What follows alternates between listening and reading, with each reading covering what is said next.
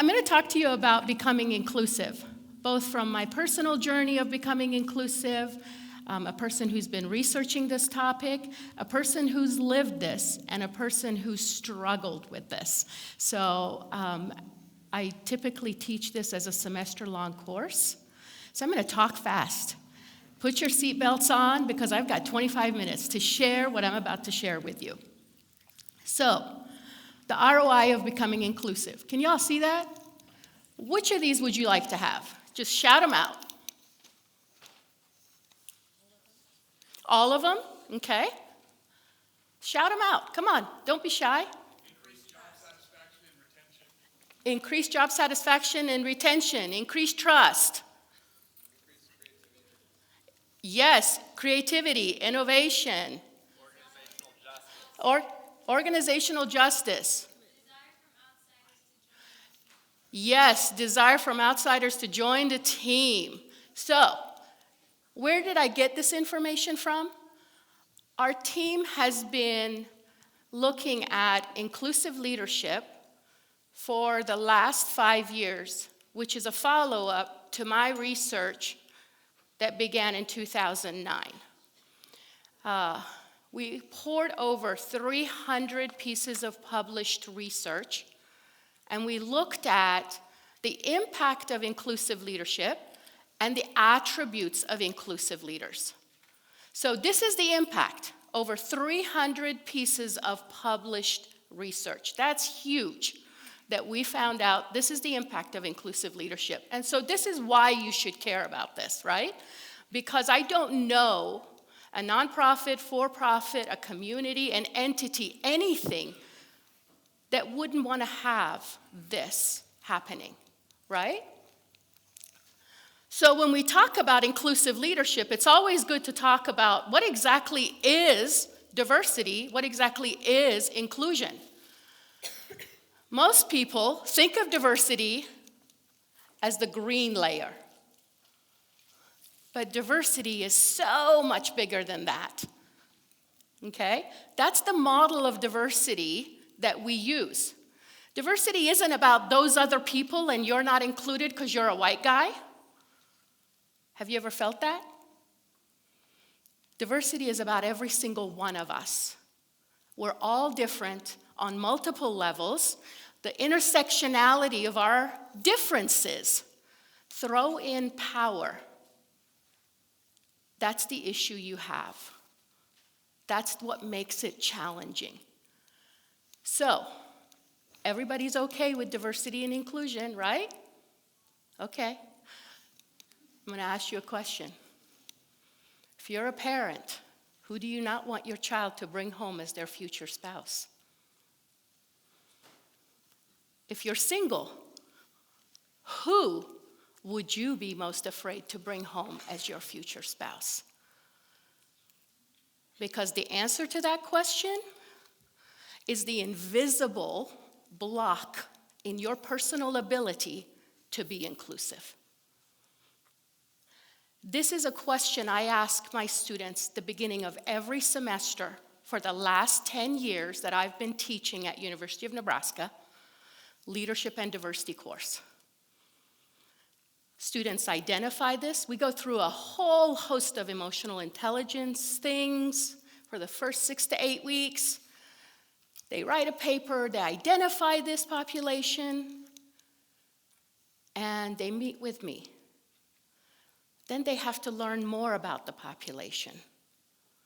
Then they have to volunteer to serve the population. Because what's happening is we only have a small picture of that other population in our mind and very limited exposure.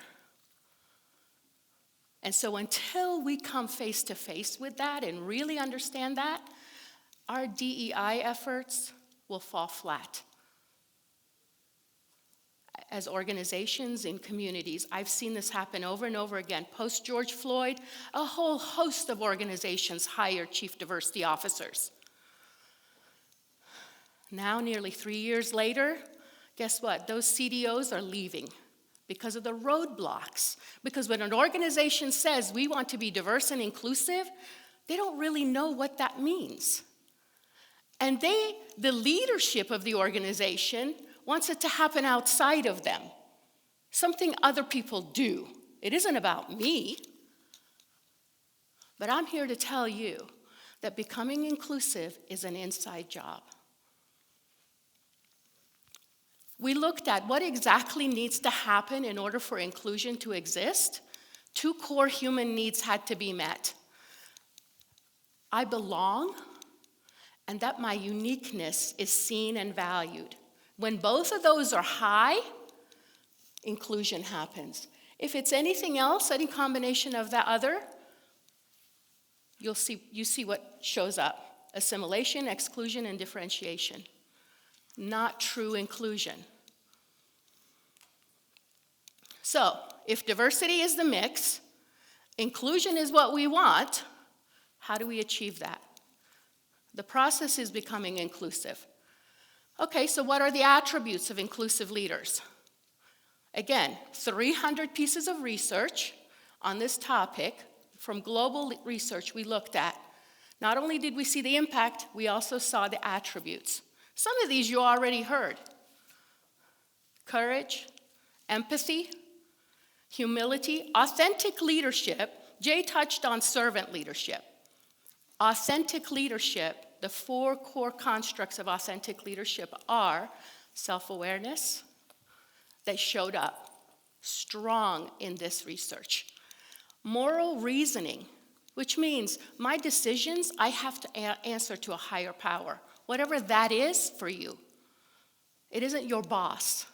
It isn't the shareholders. It isn't the board members. Something else. And balanced processing, those 3 pieces of this authentic leadership showed up. Balanced processing is, I recognize this is my bias, who I wouldn't want my kid to marry.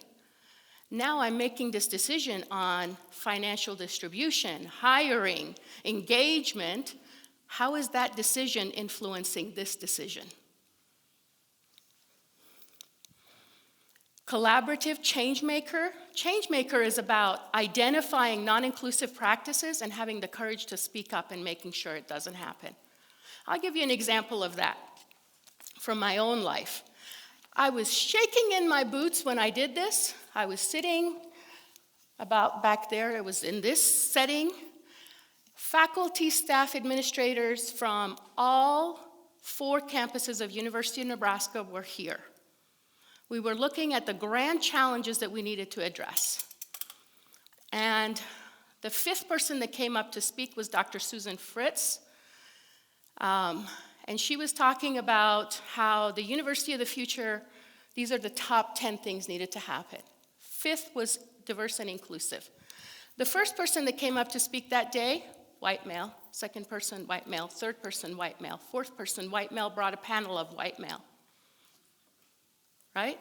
I already told you, diversity is about all of us, but we didn't see all of us that were represented up there in the front of the room. And I'm sitting in my chair and I'm going, oh, don't do it, Helen, don't do it. Come on, don't do it. And then I'm like, I gotta do it. I tell my students, you gotta have the courage to call out non-inclusive practices. So I stood up and I said, respectfully, Dr. Fritz, at the risk of putting the nails in the coffin of my career at this institution, I would like to make an observation that until you came up, while there was this beautiful amount of diversity in this room, there was no visual diversity at the front of the room. If we are to be diverse and inclusive, we need to see the diversity represented here at the front of the room. And I sat down and I was shaking the whole time I was doing it. But I was like, I'm not being my authentic self if I don't do it. And it was the applause that erupted in the room shook me. And then I had people coming up to me afterwards and telling me things like, girl, you got balls of steel. And I'm not telling you that story to pat myself on the back. I'm telling you that story is because if I'm going to be truly living up to this, I have got to be able to set some things on that edge. Right? I've got to go to the edge, and I got to push myself, make myself uncomfortable. So one of the ways that we measure inclusion is this instrument called the Intercultural Development Inventory. And it basically tells you where you think you are and where you actually are. The first time I took this assessment, I'd lived in 3 countries, 5 states around the United States. I was a military wife, adapted to multiple cultures, and I was in minimization, and I was the head of diversity and inclusion at Bryan Health here in Lincoln. And I was like, there is no way this thing is right. There's wrong. They don't know me. And what I realized was why this was so accurate. And so I'm going to tell you my story. I'm originally from Iran. When I was 12 years old, I moved to England. Spoke no English when I arrived in England. Had to learn English in one summer so that I could survive when school started. In 1978, England told my parents they wouldn't renew our visas, so my father looked for other place for us to go. By the way, my father was in charge of export oil for the National Iranian Oil Company. He represented Iran at OPEC, okay? That's the level of family I came from. Highly educated, lots of financial support. I come to this boarding school. U.S. doesn't give visa to my mother to come with us, so we were here by ourselves. It was me and my 2 brothers. I was 15, my older brother was 16, my younger brother was 14. And 2 months after we arrived, a group of Iranian students attacked the United States Embassy in Tehran and took 60-some Americans hostage for over 400 days. There were over 40 students at this international boarding school. We were all loaded up on a bus and taken to Orlando International Airport to make sure that we did not have anything to do with what was going on. My 2 brothers and I did not get deported. We came back to the boarding school, but the Ku Klux Klan made it known that we were not welcome. Both of my brothers were beaten up by the Ku Klux Klan. They burned the lawn on the cross on the lawn of my school. They shot at us on a hayrack ride. So for a very long time, I minimized the fact that I was Iranian. I worked so hard to lose my foreign accent because I didn't want you to know where I was from. When people would say, "Where are you from?" I would say, "Where do I look like I'm from?" "Oh, are you Mexican? You look Mexican." "Oh, well, of course I'm Mexican. Hola." "Gracias." "You look Greek. Are you Greek?" "Absolutely, I'm Greek. My name is Helen. I'm Greek." I was from whatever country people guessed me to be from as a way to protect myself. I went on to graduate from high school 8 days after my 16th birthday. And then I went to college, got my first degree by the time I was 18, and then I had no more money to go to school. So I started working at McDonald's. Shortly after I started working, I met this young man, started dating. You'll have to get the book to know exactly what happened, okay? It's really hilarious. I get a notice from immigration that I am to be deported and I need to come for a deportation hearing because I was working against my visa. The American family I lived with, the dorm mom of my school that I went to, she didn't know that I couldn't work in the United States. I didn't know I couldn't work in the United States. I came at 15. I was 18. I had no idea. So I'm working. I get this letter. I call my brothers and I say, "Okay, so what did you do? What do you got to do?" And they both said, "Oh, find an American, pay him to marry you, get your green card, you'll be fine." I'm dating Scott. Scott is 17 years old. He's about to go into the Navy. He's still in high school, y'all. He says, "You don't have to pay me. I'll marry you." I said, "That is so funny. We're so broke we borrow money from each other. We work at McDonald's." I don't think this is what my parents dreamt of when they brought me to this country. You know, the funny thing is that Everyone told my parents not to send their daughter to the boarding school. And my father said, whatever opportunities my sons have for education, my daughter will too. That's the kind of family I came from. So my father found out I was getting married and came and said, you don't have to do this, I'll talk to the judge. I said, but Dad, I love him. He said, what do you need me to do? I said, would you walk me down the aisle? And my dad, who wore a suit everywhere he went, walked me down the aisle. 3 weeks after we were married, Scott was shipped off to boot camp, and I was a Navy wife. We moved from Florida to Virginia, Virginia to South Carolina back to Virginia, Virginia to Texas, Texas to Florida, Florida back to Virginia, and then to Nebraska. And every time we moved, I got a different job. I worked in human resources at a lot of different organizations. The last position I had in human resources before I moved to Nebraska was at First Hospital Corp. They owned 16 hospitals around the country. I reported to the Vice President of Human Resources, who reported to the CEO and owner of the company. That's the level I'd reached in my career, working in healthcare. This picture is my father in a hospital bed, my older brother and my little sister, who, when we were here, my parents missed us, and so they decided to have another baby. My father in this picture has had the worst stroke you could possibly have. It's called the locked-in syndrome. He is literally locked inside of his body. He can hear you, but he cannot speak, he cannot move, he cannot do anything. Remember, I worked in healthcare, and my dad loved America. To him, heaven here, America was here. That's how much my dad revered this country. Everything about this country he loved. He's laying in this hospital bed. Shortly after he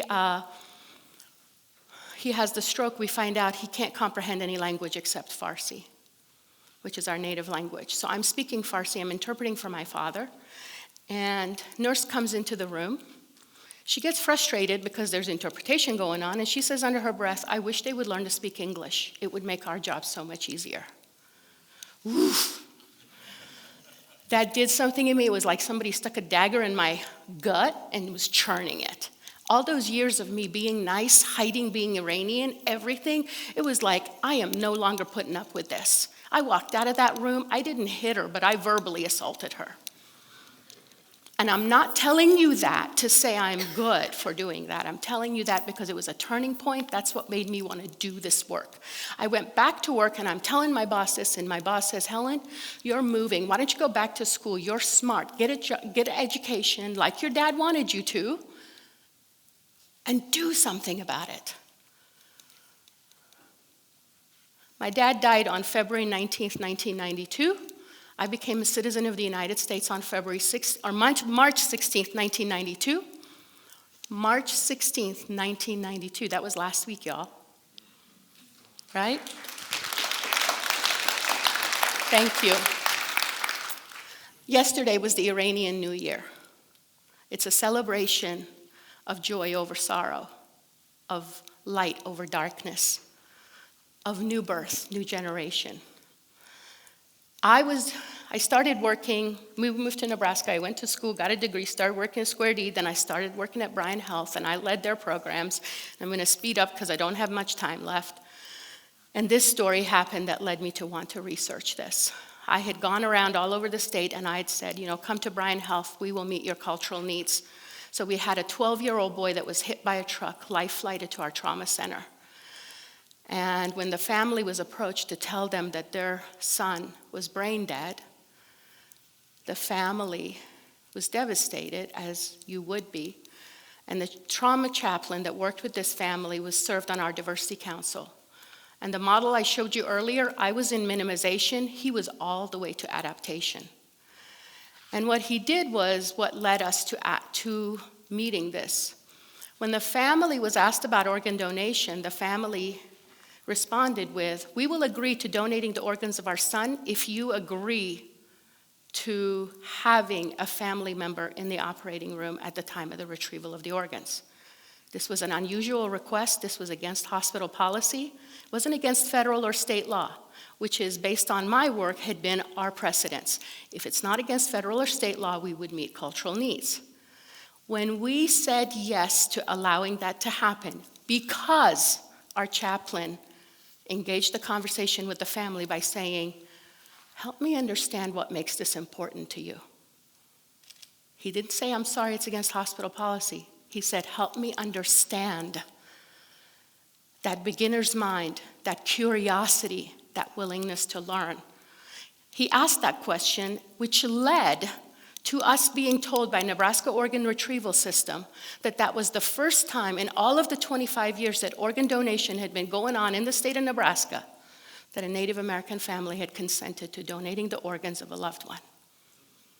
That was powerful for me. I was like, what? 25 years this has been going on and no one's ever consented until now? I wanted to know, can we shift the mindset of the nurse that was caring for my dad to being more like this chaplain? And that is what led me to want to do research in this area. I left Bryan Health because I was diagnosed with post-traumatic stress disorder and severe clinical depression. You can listen to my TED Talk about that. But before I left, the college president at Bryan College said, Helen, would you be willing to teach a class? And I said, sure, I think I'll talk to my therapist. Let me think about this. I took some time off and I became stronger. And then eventually I led that course. And I have helped Bryan College of Health Sciences with their diversity initiative. And I'm happy to say, not because of anything I did, but because of the work they did. I came alongside of them and supported them. When we started this, they had 1% diversity of student population. This last fall, they had 22% student diversity population. They've done the hard work. They've done the internal work. Every single faculty member, staff, administrator at that college takes the IDI when they start that assessment. Every single student takes it at the beginning and at the end of their graduation. They are required to do activities to help them to grow. So here's a piece of research that should be interesting to you. When we looked at diverse teams, do they perform better than homogeneous teams? Well, it depends. It depends on who? The leader.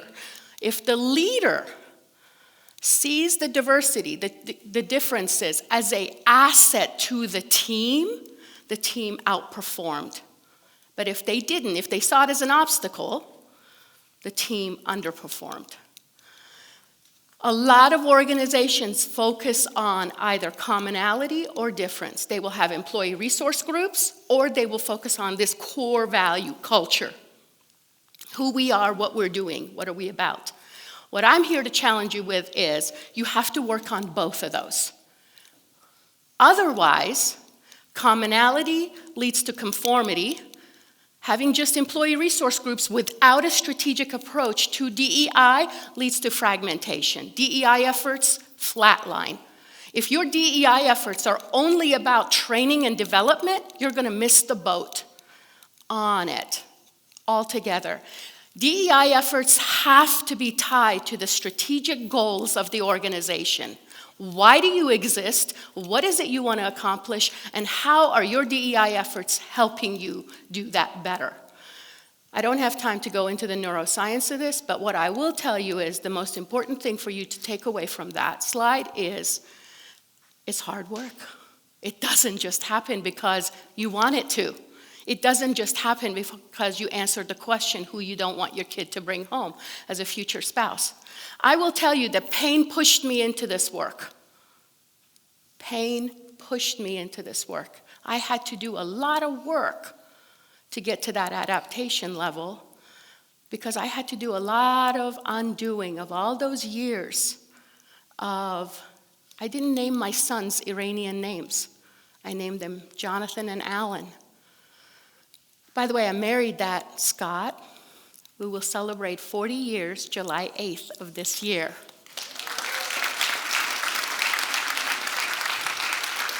He is my best friend, my cheerleader. If you know me, you know that I call him my favorite human being because I would rather hang out with him than anybody else.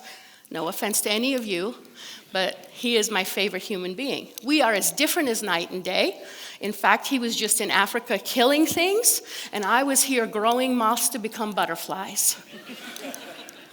We are as different as night and day, but our understanding and appreciation of our differences has led us to be successful to this up until now. I believe that if both of us were not in adaptation, especially during the Trump election season and post-Trump, we would have ended up divorced. I 100% believe that, and both of us have done some deep work to get to this place. So the inspiration that pulls me are those three little guys. So our oldest son, this is where Jay was saying you have to be willing, that growth, you have to be willing to learn. My oldest son works with rappers in Los Angeles. Scared the bejesus out of me, especially when he starts talking about gangs. His best friend was Nipsey Hussle, who was shot and killed in March 31st, 2019. Jonathan was on his way to the studio to meet Nipsey, and Nipsey was shot and killed. I had to learn to trust who he is and love him and trust that he knows what he's doing. He never in high school did any of those musical things. I have no idea where any of that came from. Honestly, I have no idea. He's married to our wonderful daughter-in-law, Elizabeth, who's from El Salvador, and their son is Cash, who has autism. I want to live in a world where Cash's autism is revered as a gift.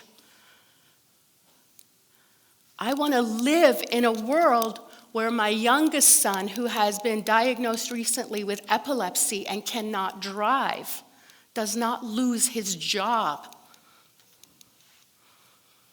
I want to live in a world where our two grandsons over there who are living in rural Hickman, Nebraska, can appreciate the fact that their grandmother speaks Farsi to them and not feel bad about it like my sons did, that said, Mom, please don't talk like that in front of us because our friends post 9/11. Okay, I'm done. I got the stop sign back there, so I'm done. Woo! Before we leave, I need your help. Would you all take your phone out and that QR code? There's some questions that we're asking for you all to answer. And as a gift for you taking the time to answer those questions, we are going to give you an activity from our upcoming Becoming Inclusive workbook for free. So, thank you so much.